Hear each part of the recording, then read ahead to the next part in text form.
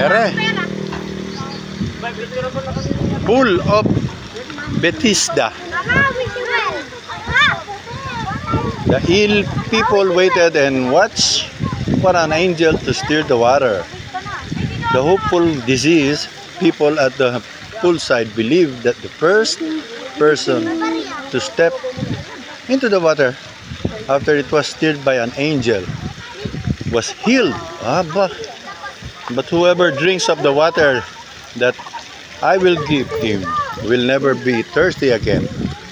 The water that I will give him will become in him a spring of water welling up to eternal life. John 4:14. Yung sa itaas, John 5:1-4.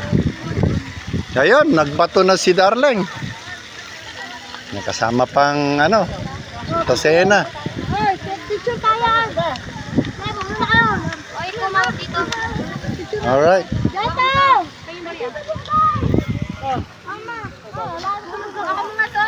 Kanya-kanya naman tayo cellphone. Kanya-kanya kayo mag-picture. Diba?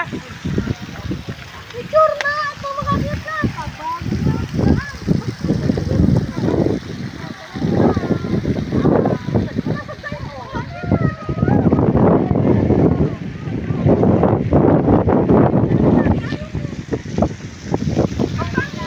Kim, mag-smile ka naman, anak. Yan.